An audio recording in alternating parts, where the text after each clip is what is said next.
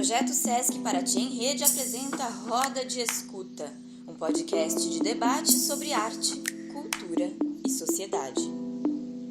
Esse é mais um Roda de Escuta, um podcast do Sesc Paraty dedicado à arte, cultura e sociedade.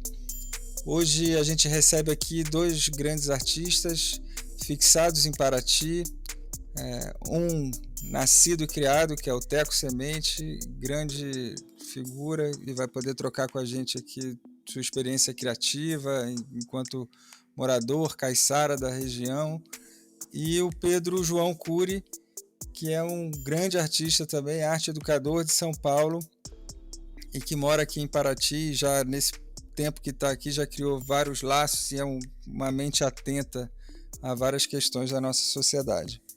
E em comum, os dois têm a questão do trabalho com o bordado, com o fio, nas suas criações. E puxando por aí, eu vou começar aqui o nosso bate-papo e vou pedir aos dois que se apresentem puxando esse fio a partir dessa primeira memória que o bordado ou que o trabalho com a linha e a agulha traz, né? Quando você lembra disso, o que vem à sua cabeça? Eu vou começar pelo Teco, que é mais jovem, e depois a gente vai para o Pedro puxando essa linha e tece esse episódio aí. Fique à vontade, sejam bem-vindos, Teco, Pedro. Beleza, obrigado, Antônio. Estou super feliz de participar dessa roda de conversa e desse bate-papo com o Pedro, que é uma pessoa que eu admiro, que eu respeito muito, que aprendo muito com ele.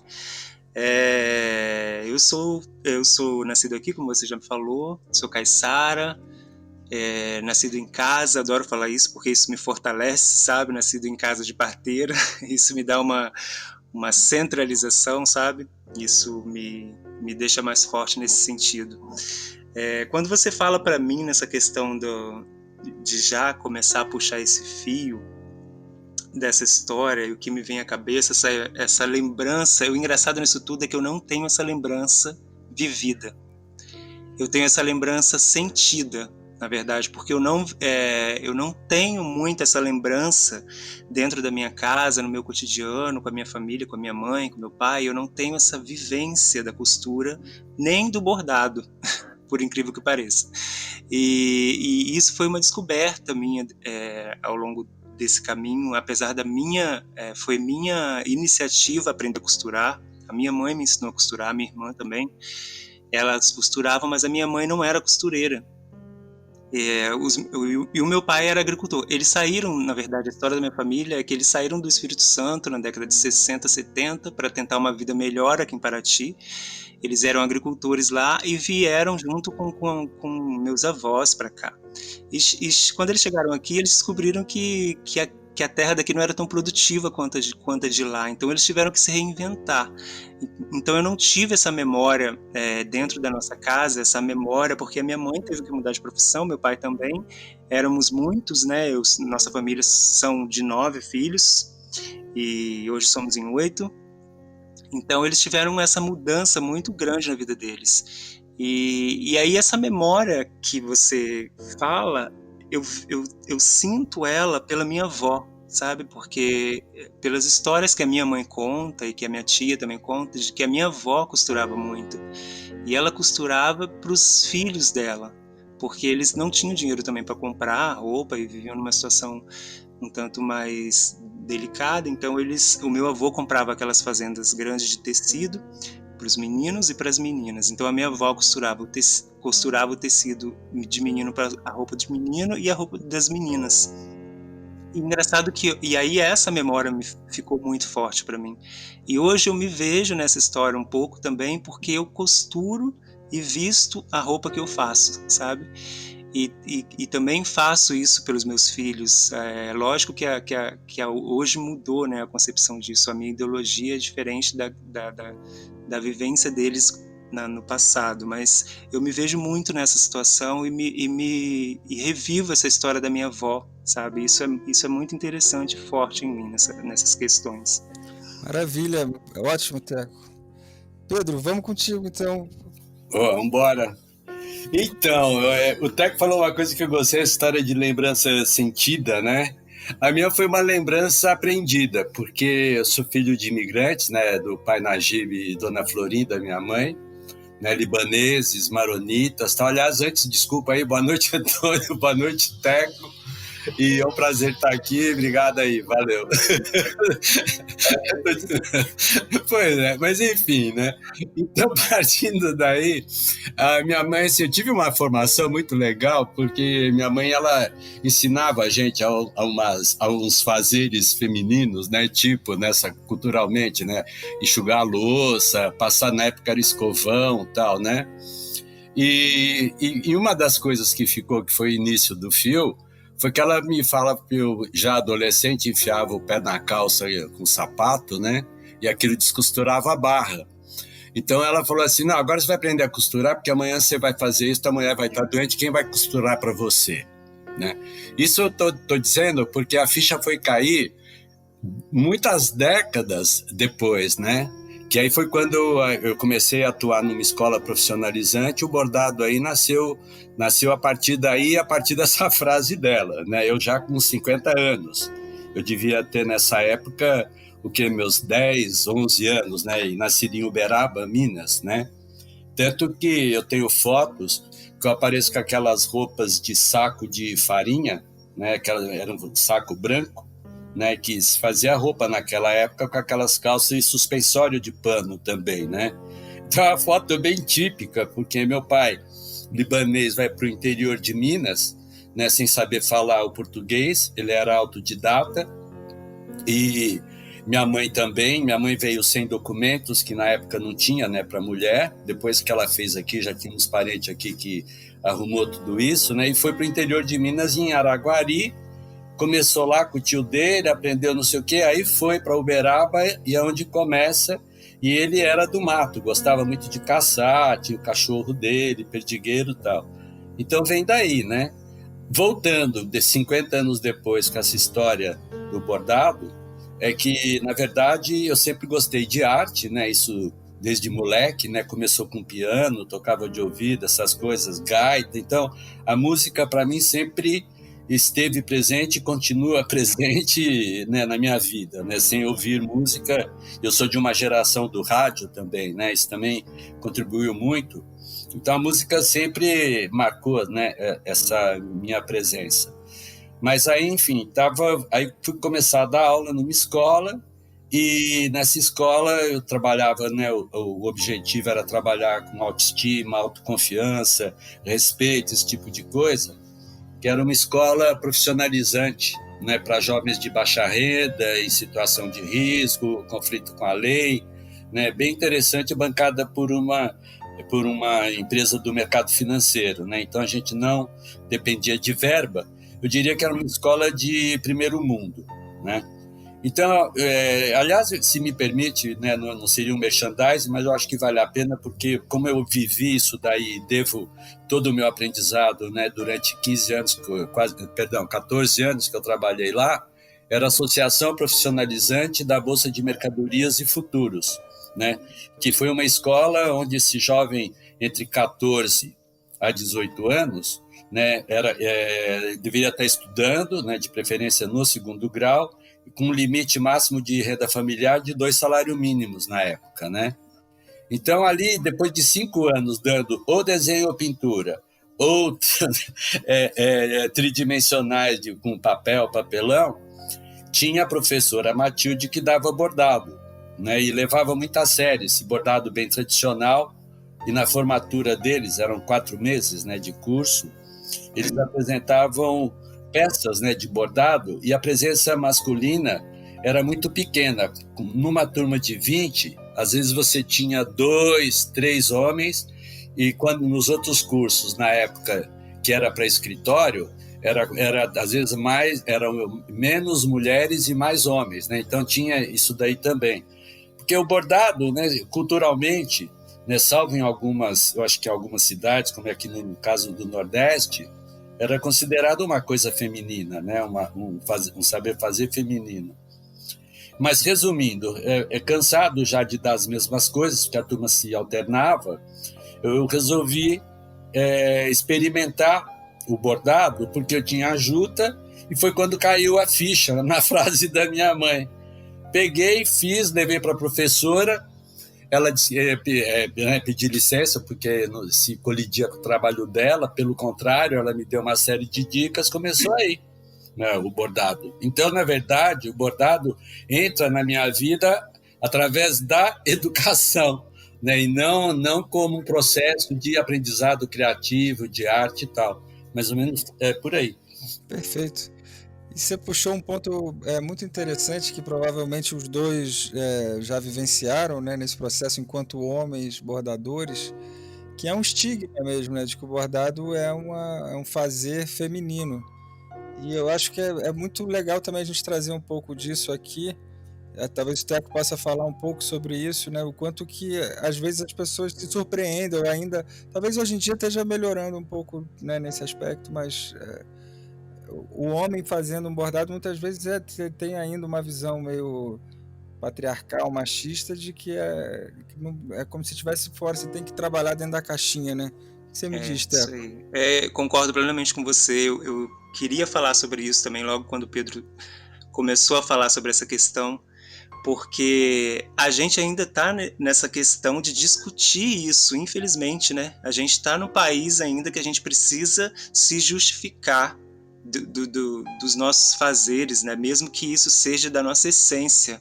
As pessoas às vezes não estão acostumadas com isso e a gente precisa se justificar sempre. Acontece muito lá no ateliê, das pessoas chegarem lá no ateliê e geralmente eu fico num canto no ateliê bordando alguma coisa e as pessoas entram na loja primeiro, no ateliê primeiro, antes de me ver, elas veem todo o trabalho e elas vão vendo o trabalho e depois elas olham para mim e eu vejo nitidamente a surpresa delas ao me ver sentado bordando, porque eles não esperam que tenha um rapaz sentado ali, eles imaginam que tem uma senhora, uma senhorinha, uma moça, entendeu? Sentada. Aí, depois que elas olham e elas ainda perguntam, mas é você quem borda?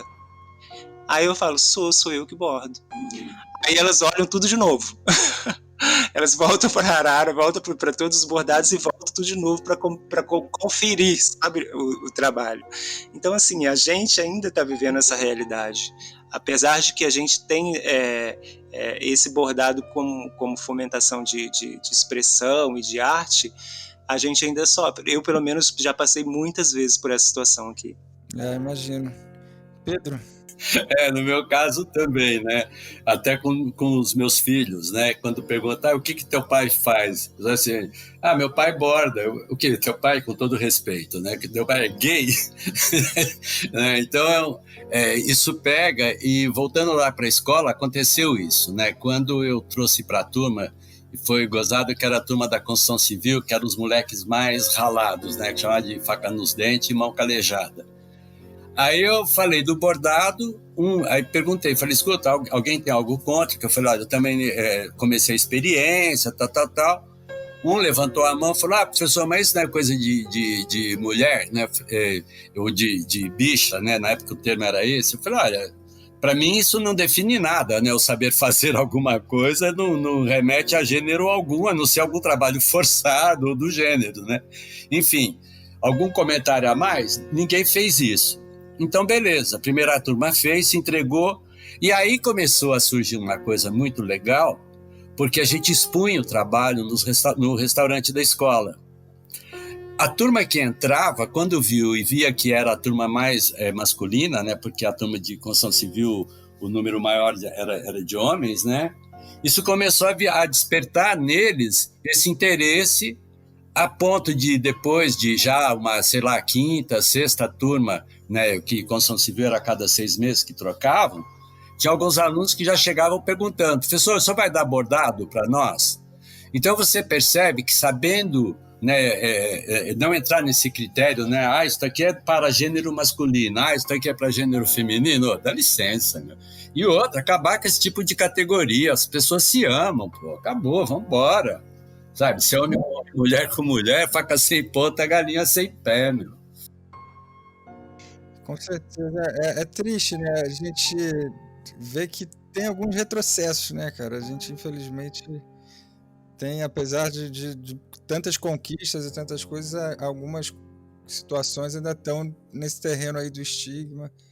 E é triste porque você vê que a partir do momento que a pessoa tem contato com uma criação, seja, o bordado puxa muito isso, né? O Sesc Paraty aqui tem projeto também, bordados poéticos, e você, a partir do momento que entra nesse universo, você descobre que as pessoas se expressam por ali de mil maneiras possíveis, né? Então a linha permite uma criação tão rica. E então ter pessoas que às vezes não se permitem, né, vivenciar esse tipo de experiência por preconceito ou por que for, é muito triste. E aí, seguindo aqui na nossa conversa, eu queria puxar um ponto.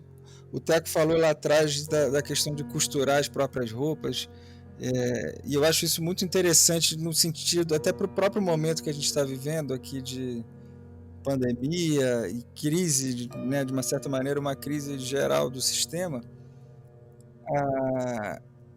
Eu até tive essa conversa com a Neide Rigo aqui, com o Jorge Ferreira, sobre a sustentabilidade, como seria se a gente de repente tivesse que, vamos se virar sozinho do zero, não tem o industrializado, né? No caso deles era com a alimentação, mas a roupa é muito isso, né? Ela é muito definidora do nosso comportamento moderno. A gente nem muito poucas pessoas conseguem pensar em criar a própria roupa, né?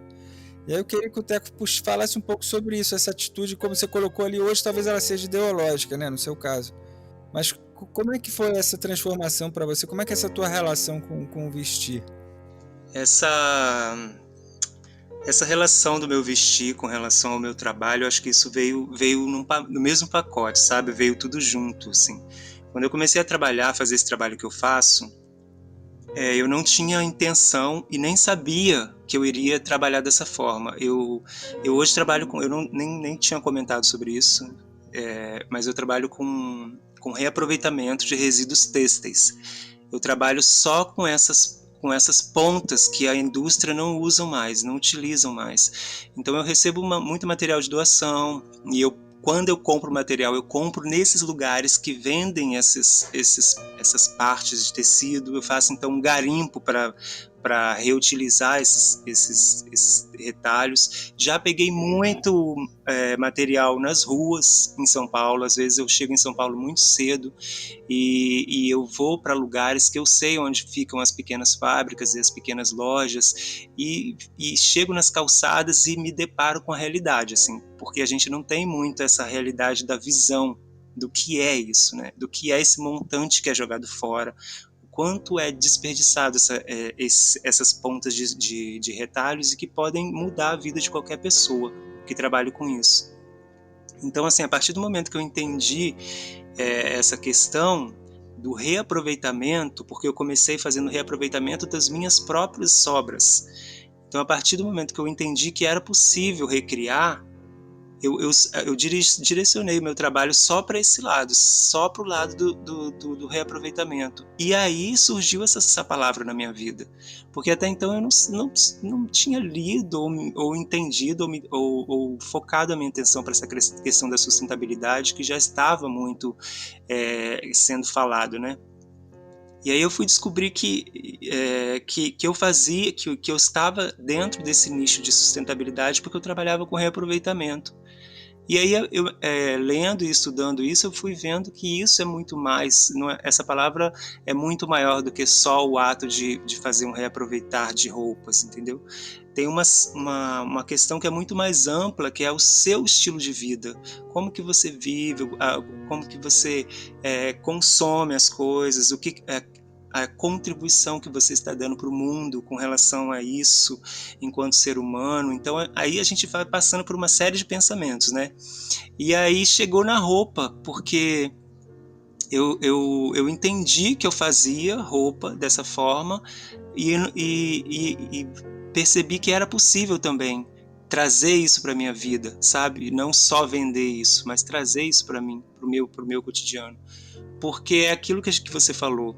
A gente está vivendo num tempo de muitas mudanças e a gente não sabe mais o que vai ser daqui a uns 10 anos. A gente está vivendo uma situação hoje no mundo que que não era esperada por muitos, e aí que causa um caos e uma discussão muito grande, porque a gente se despreparou para isso, né? A gente sempre foi muito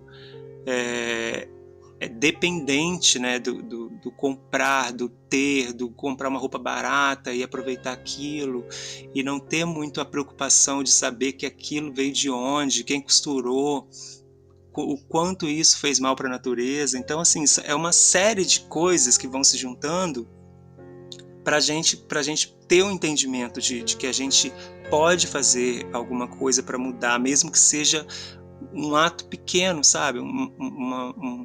Uma simples mudança. Eu acredito muito nas pequenas ações. Eu acho que a gente pode mudar muita coisa através das pequenas ações. Eu sempre falo, em conversas que eu tenho com amigos, eu sempre falo assim, gente, a gente precisa cuidar do nosso quintal. Não cuidar especificamente do quintal, limpar o quintal, mas a gente precisa olhar para o que está do nosso lado, sabe? O que você pode fazer para que essa situação melhore, o que você pode fazer para contribuir com o seu bairro, com a sua rua, com o seu prédio, o que você pode contribuir com a questão da educação que você dá para os seus filhos. Então, assim, são muitas coisas, sabe? São muitas coisas que vêm junto com isso e que eu tento filtrar isso, sabe? Perfeito. Não, e Pedro, talvez, enquanto arte educador, né, Pedro, possa falar um pouco sobre esse desafio que é levar também aos jovens ou adultos, seja, né, o perfil que for, essas questões no trabalho, através da arte, quanto que a arte é uma possível catalisadora para que esses processos se desenvolvam, né? Sim, com certeza. Eu quero só pegar uma coisa com relação ao Teco, viu, Teco, se me permite. Quando eu conheci o trabalho do Teco, eu fui reconhecer, assim, no fundo mesmo, o trabalho dele depois da exposição, porque o trabalho dele eu sempre reconheci, vi, era um trabalho realmente diferenciado, poético mesmo, né? Quando eu vi a instalação, que eu nunca ouvi o Teco falar em instalação, aí eu fiquei mais curioso ainda, né? Falei, pô, o que é, né, essa instalação que o Teco vai fazer? E, de repente, eu não só me defronto com uma instalação fantástica, como um vídeo onde ele faz não a denúncia no sentido grave, é uma coisa grave, sim, das toneladas e toneladas de tecidos, né, que estava lá nos armazéns no Brás, né, onde ele busca os retalhos. E isso me lembrou numa conversa que eu tive com um amigo meu que foi dono de fábrica de roupa ali na região do Bom Retiro, isso no final dos anos 60, em que eu perguntei para ele por que roupa de criança custava caro, né? Quase mais caro que roupa de adulto. Ele falou que era pela sobra de tecido. Isso estou falando final dos anos 60, né? Só que na época não tinha alertado para isso. Então, quando eu vi o vídeo do Teco, que eu vi aquelas toneladas ali, falei, meu Deus do céu. E ele trouxe também isso à tona, né? E a arte educação, ela traz essa busca da conscientização, como o Teco coloca, essa coisa, sabe, do olhar, né, no seu ao redor, no que está próximo, né? E para mim é isso, né? Eu acho que o que define o estar bem é quando você percebe que o outro está bem, o seu entorno está bem, que está tudo bem, obrigado, né?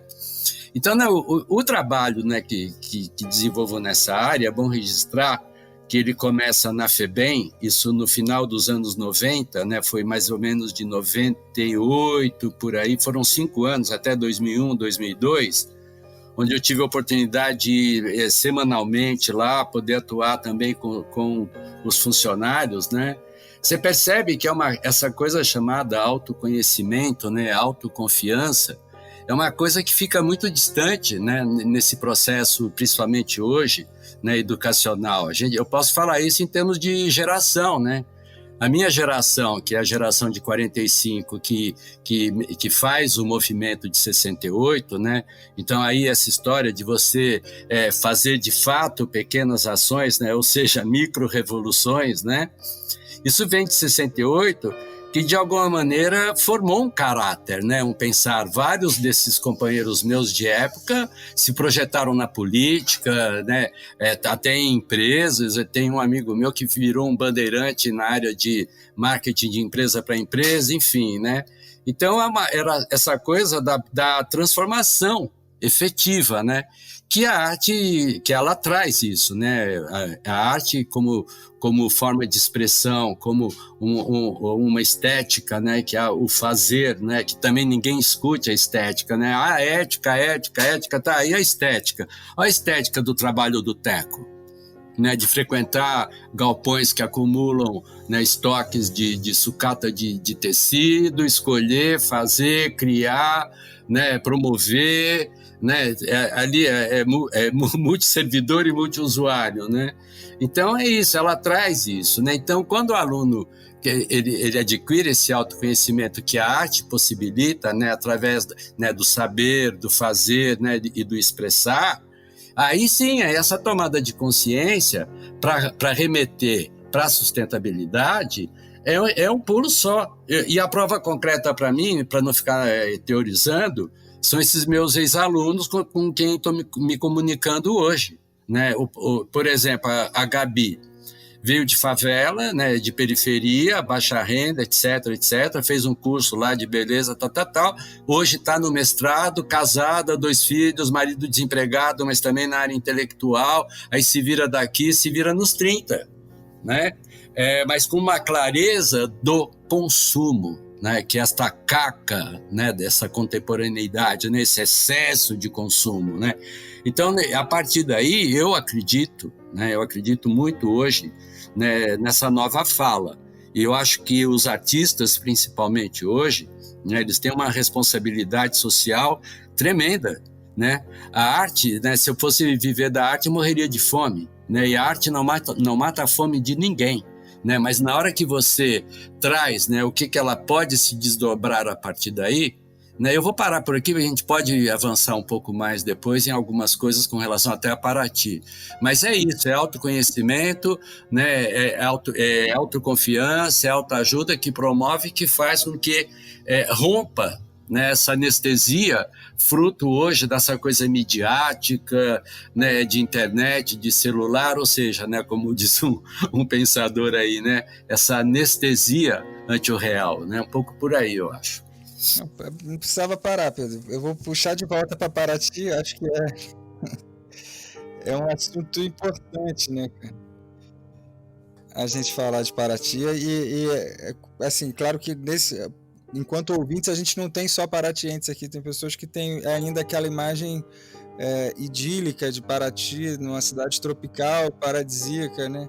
E a gente que mora aqui sabe dos desafios que essa cidade oferece, principalmente para a sua juventude, né? Que muitas vezes perde a perspectiva por falta de horizonte mesmo, né? De oportunidades que saiam de uma lógica do turismo, que é bem predatória. E aí eu sei que os dois têm um pouco de relação com isso, né? Tem trabalhos sociais aqui na cidade, ou já participaram em alguns. Queria que vocês falassem um pouco dessa visão aí dos desafios de Paraty. Ô, Teco, eu vou deixar com você primeiro, porque você é daí, eu respeito muito e adoraria te ouvir, por favor. Eu estou começando nessa linha de trabalho social agora, né? Então, assim, o Pedro, você tem muito mais experiência do que eu nessa área.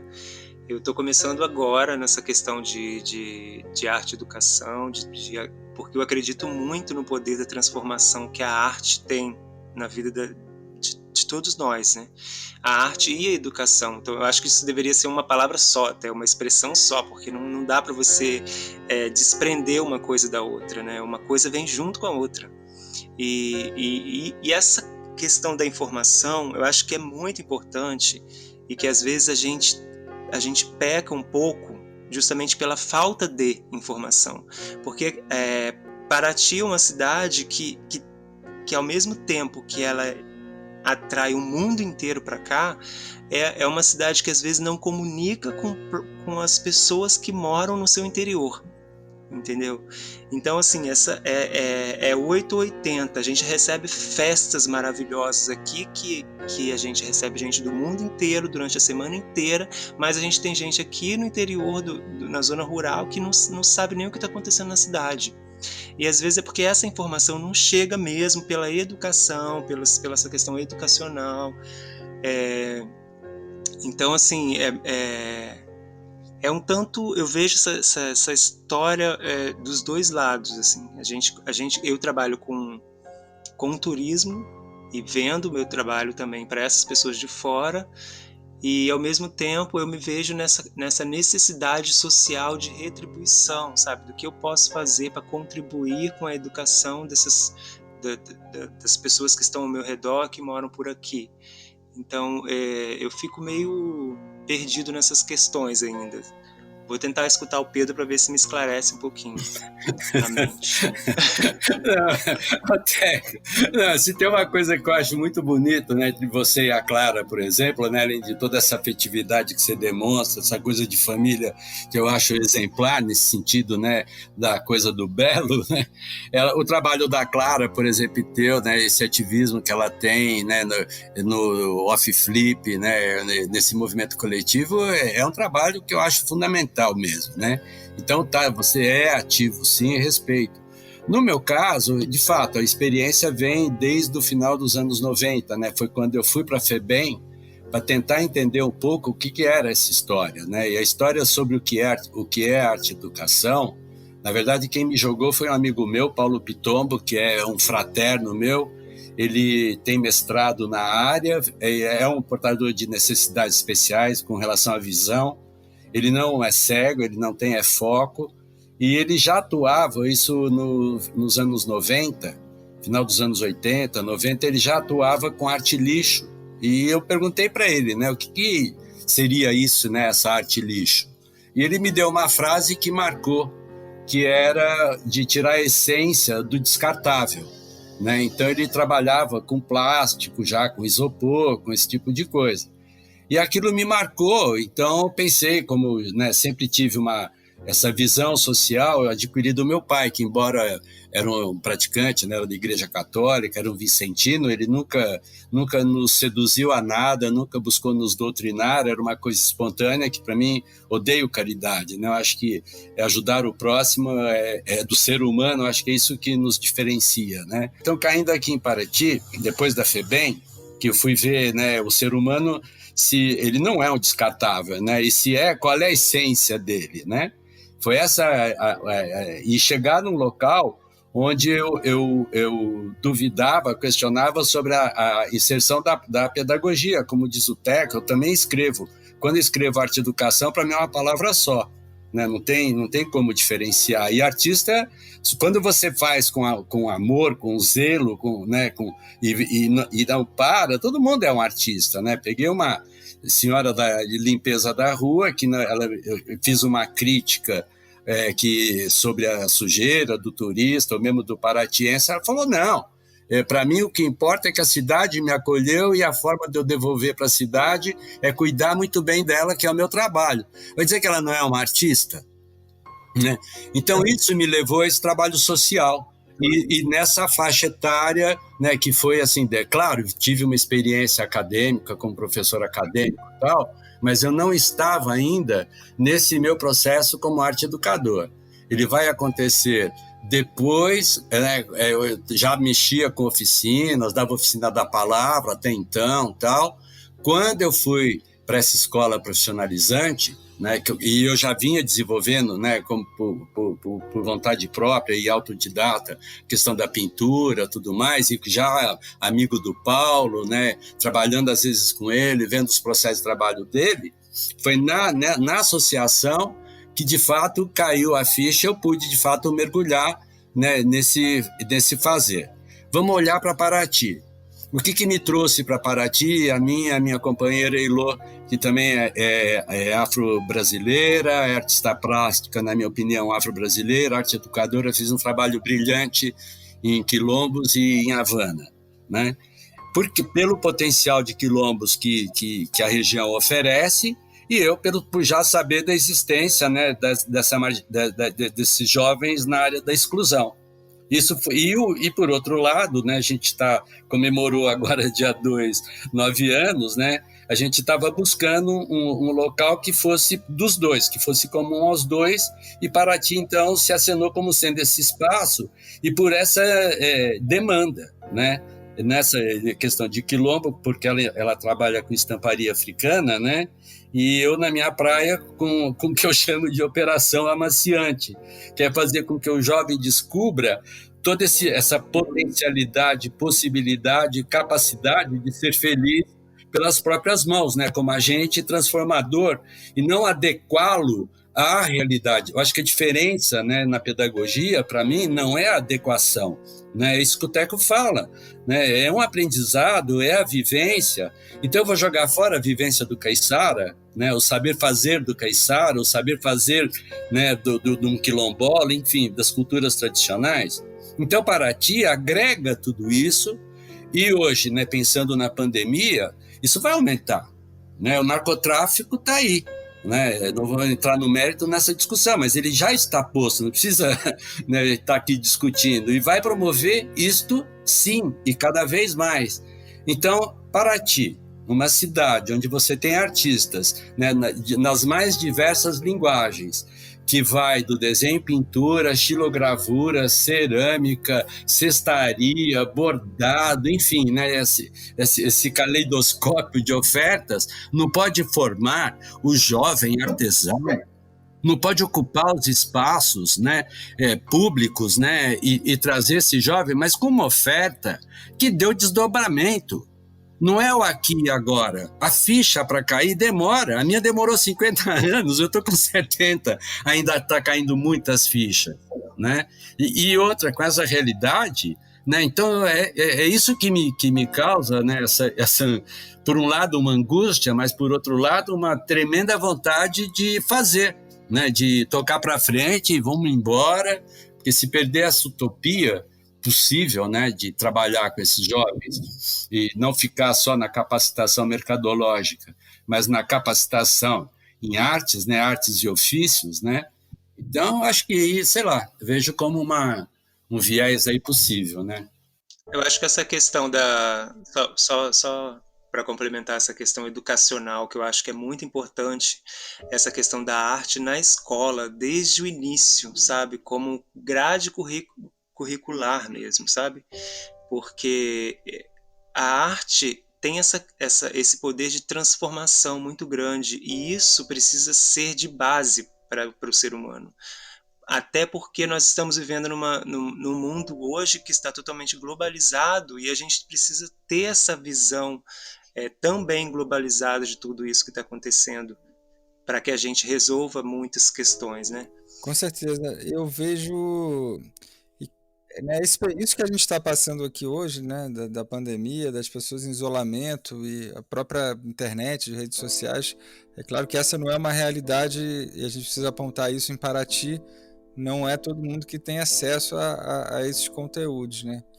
Mas eu vejo que muitas ferramentas podem surgir a partir dessas experiências novas, assim, para tentar puxar alguma coisa, né, para que esse fio que inevitavelmente a gente vai ter que costurar agora com o futuro, a partir desse rasgo que essa pandemia abriu, traga algumas opções, algumas possibilidades ou tecnologias sociais diferentes. E pensando no jovem do dia de hoje, né, nos dias de hoje, é muito importante ter essa atividade. A arte tem um poder sedutor muito grande, né, sedutor e transformador.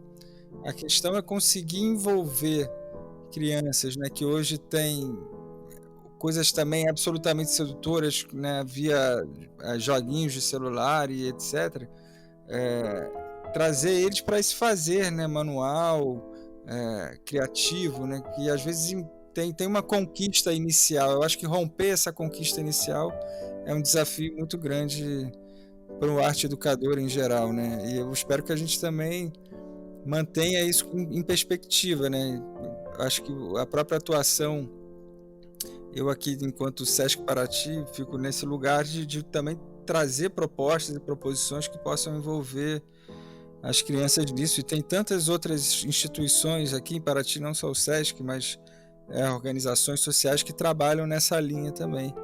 E eu, sem dúvida, reconheço, é um dos caminhos que a gente tem aí para trilhar.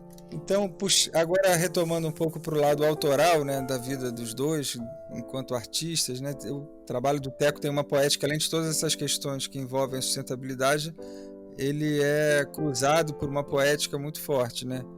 E aí, Teco, eu queria que você contasse um pouco sobre esse teu trabalho autoral, né? Você fez uma exposição belíssima ali na Casa da Cultura. Fala um pouco pra gente sobre esse lado da sua criação original. Sim, foi uma exposição, a exposição chamou Retalhos que Me Habitam. Foi um momento muito feliz para mim que eu vivi o ano passado, que foi ter conseguido realizar essa exposição. A exposição veio junto com uma finalização de um curta-metragem também, que foi feito pelo Sérgio Rousselet, um diretor do Rio, que fez um trabalho lindo aqui mostrando um pouco do meu cotidiano, da minha família, o modo de vida. E tem essas cenas que o Pedro comentou, que são as cenas que eu consigo encontrar os retalhos lá em São Paulo, nos depósitos. Então, assim, é um curta-metragem muito especial que o Perequê também participa com as músicas dele, se deu as músicas pra gente usar, o Luiz Perequê, que eu sou fã demais, que inclusive fez a roda de conversa com vocês, indico para todo mundo, porque foi maravilhoso. Então, esse ano passado para mim foi muito especial, porque a gente concluiu esse filme, depois eu fui para São Paulo, fizemos uma apresentação desse filme no Brasil Eco Fashion Week, que é um evento de moda sustentável, e depois veio essa exposição que eu fiz na Casa da Cultura, que foi uma forma que eu encontrei de mostrar o trabalho de uma forma mais completa e simples também, para as pessoas terem um entendimento de como é feito esse trabalho, com muita poesia, porque eu também uso a poesia bordada no meu trabalho, nas peças. Então eu criei uma caligrafia de bordado, então isso fica muito forte nas peças que eu apresento. Então foi um ano de muita realização para mim. Esse ano passado foi muito especial. Maravilha. Pedro? Então, pegando da exposição do Teco, né, uma coisa que eu acho que é fundamental, e como ex-publicitário, a raposa perde o pelo, mas não perde a pose, né? A moda enquanto moda, né, né, então, se ela fosse verdadeira, ela não mudava tanto, como dizia um dos meus gurus de mercado, né?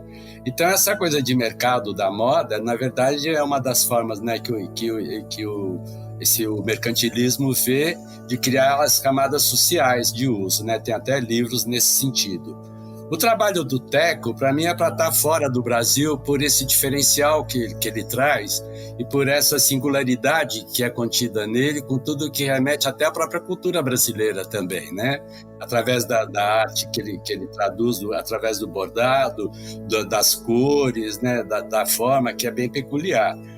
Então, daí, para mim, a relevância e a importância do trabalho do Teco, para mim, tem que ser reconhecido lá fora, né? Então, é isso. E a outra coisa, que é o mito da arte, né, que eu percebo muito nas oficinas, eu acho que é legal estar tocando nesse assunto. Eu não sei fazer. O meu trabalho não vai ficar bonito. Quer dizer, não vai ficar bonito parecido com o trabalho de quem? Né? Eu, por exemplo, jamais pintaria. Eu acho, por exemplo, a Mona Lisa, respeito o trabalho na época, as discussões, mas não gosto. Eu acho horroroso aquele trabalho. Pô. Agora, a tua história, né?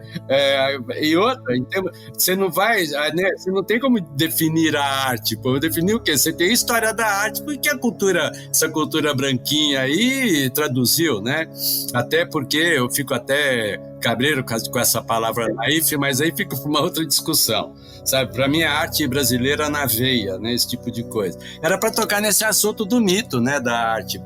Na hora que você parte, como ele usa essa expressão, né? A caligrafia, né? No bordado.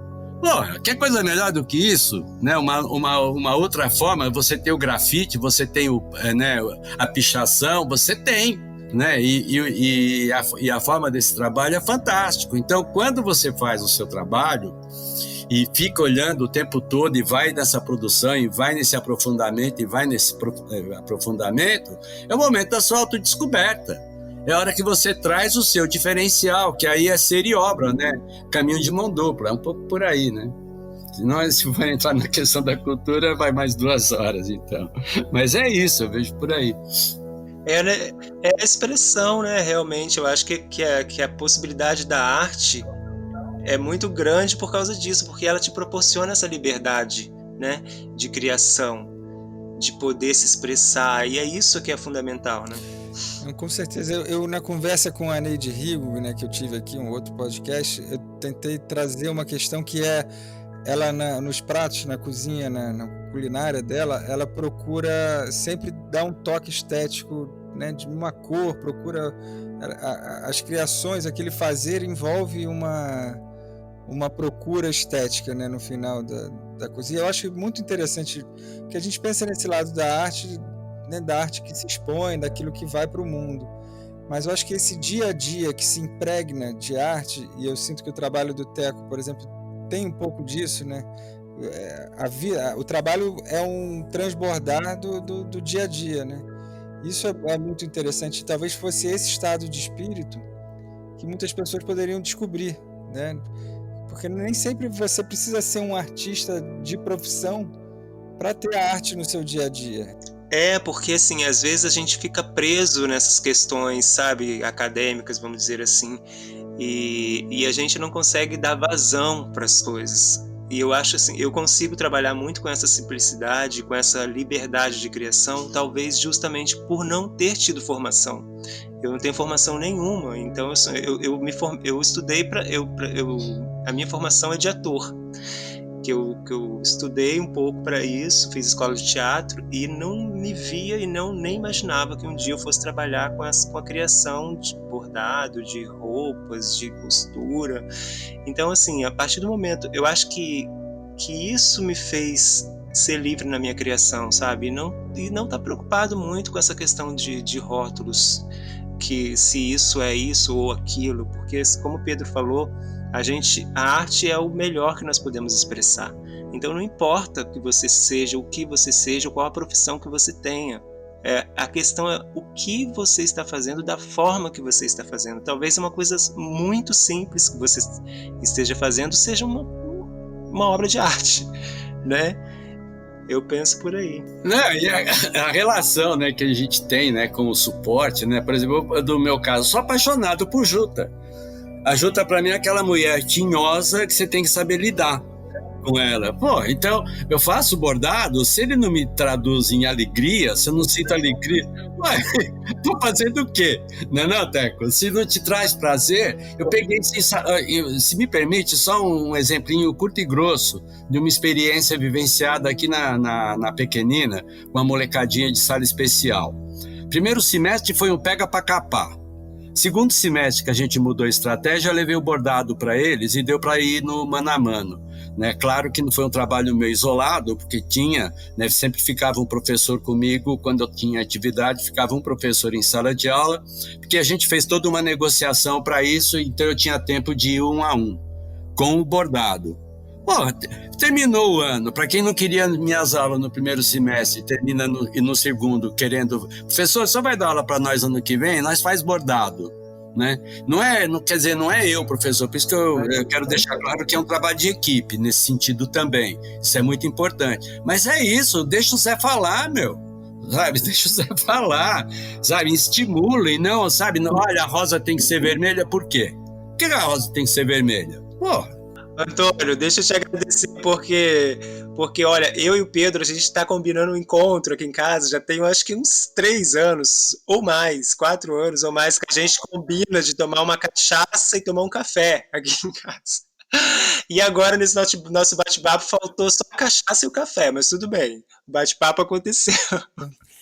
A gente foi maravilhoso, sempre bom conversar com vocês. Eu sei que a gente poderia ficar aqui desdobrando e puxando novos fios, mas acho que o tempo tá legal, e em nome do SESC eu agradeço a vocês que não só nessa conversa, mas em outros momentos também são colaboradores importantes aqui pra gente, e de coração muito obrigado aí, espero em breve revê-los presencialmente também. Muito obrigado, agradeço muito, foi muito lindo. Eu também, Antônio, obrigado aí, obrigado a você, ao SESC, Teco, valeu mesmo, obrigado, alegria imensa. Este podcast integra a programação do projeto SESC Paraty em Rede. Você pode acompanhar nossas ações pelas redes sociais do SESC Paraty e pelo site sescparati.com.br. O podcast Roda de Escuta vai ao ar sempre às quartas-feiras. Até a próxima!